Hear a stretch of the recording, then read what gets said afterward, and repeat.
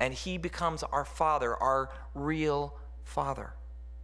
This is how great the Father's love is as he lavishes it on us, that we are children of God now. This is such an important truth that John states it again in the next verse, in verse 2. Here John says, "Dear friends, now we are children of God." John emphasizes the now in that sentence. John doesn't say that sometime in the future. John doesn't say that when Christ returns. John says that now we are actually God's children.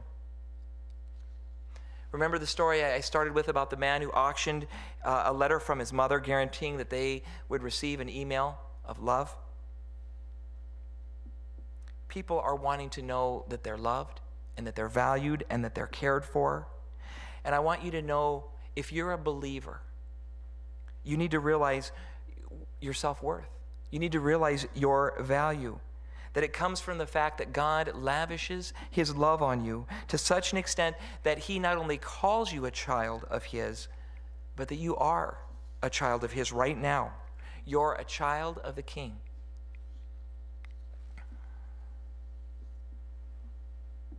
So I encourage you as a Christian to read this verse. Read it often. Read it until you believe it in your heart. Read it until you understand who you are, that you're a child of God's.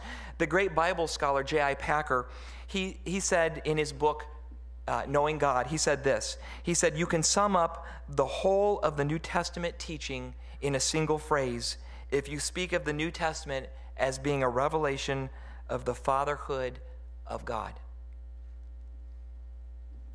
One of the greatest theologians of our time said that you can sum up the teaching of the New Testament by talking about it being a revelation that God is the Father of believers.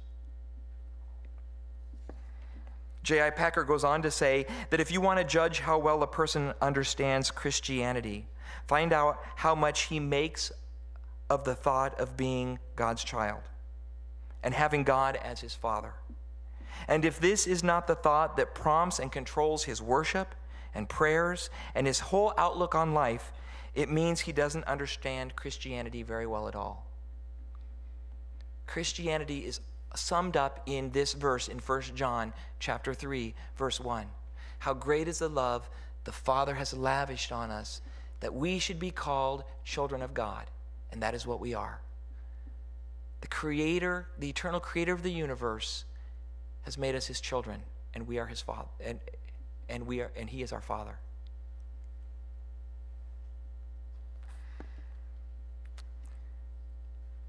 Let me also draw your attention to the phrase in that verse, "has lavished." How great is the love that the Father has lavished on us. The tense of that Greek verb communicates a permanent result. What is communicated here is that God's love that he's given to us, it can't be withdrawn. John is communicating that through Jesus' work on the cross, that God lavishes a permanent love on his children. It's a life-changing love. It's a transforming love. Listen to this powerful story of just how amazing and astonishing, how measureless this love is. There is a Christian author and speaker. Her name is Liz Curtis Higgs. I've got one of her books here. We have several of her books in the library.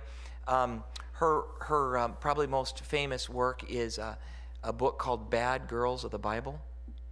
And she followed that up with a second book called Really Bad Girls of the Bible.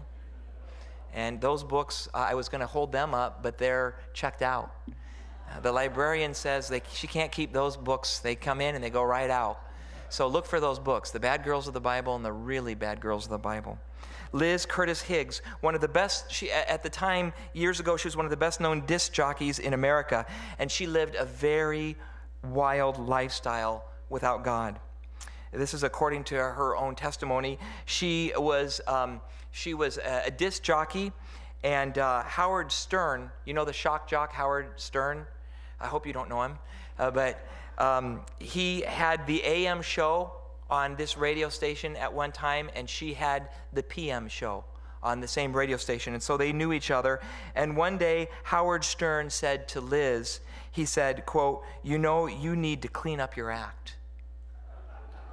How scary is that? If Howard Stern tells you to clean up your act, you're in trouble. And because Liz Higgs had been so burned by so many men and her heart had been broken so many times, she says in her own words, she became a militant feminist. She was a very bitter person. But she had a Christian girlfriend who kept inviting her to church. And so one day, after a long time and many invitations to get the friend off her back, she said, "Okay, I'll go to church with you one time and only one time." So she went to church that one time with her friend, this militant feminist. And on that particular week, the pastor happened to be teaching on the verse, "Wives, submit to your husbands." Not exactly a good verse to start with a militant feminist. Well, she got a little uptight and a little ticked and a little angry, but she did continue to listen, and she actually heard the second part of that verse. The second part of the verse that says, "And husbands, you sacrifice yourself. You give yourself for your wives, just as Jesus Christ sacrificed himself for the church and died for her." And then the pastor said, "Who's asked to give more?" The husband. When Liz heard that part of the message, she leaned over to her friend and said with a little cynicism, she says, I would gladly give myself to any man if I knew he would die for me." And you see, she set herself up there. And her friend leaned over and said, "Liz, there is a man who loved you enough to die for you. His name is Jesus Christ. That's how much he loves you." And it wasn't long before Liz dropped her guard and she surrendered her life to God and became a believer. And now she's a well-known Christian author and speaker. This is the astonishing, life-transforming love that we're talking about. Behold with admiration the astonishing love that God has for us, where he actually makes us his children right now. There are actually many amazing truths in this passage. That's just one. I want to share, just in closing, one other truth. The first amazing truth is God's love for us. The second wonderful truth in this passage is in verse 2. And this truth tells us that we are right now becoming like Jesus. Pastor Darrell talked about that. It's the process called sanctification. As Christians, we're being sanctified, being made more and more like Christ. But this passage says that in that process of sanctification, someday the process will be over and we will be made like Jesus. We'll be made like Jesus. Verse 2 says this. It says, "Dear friends, now we are children of God, and what we will be has not yet been made known. But we know that when Jesus appears, we shall be like him, for we shall see him as he is." This morning, we've talked about how wonderful it is for us right now as believers, because we are right now really God's children. And he's lavishing his love on us. But then John says in verse 2, he says, "But as great as it is right now, it's only going to get better."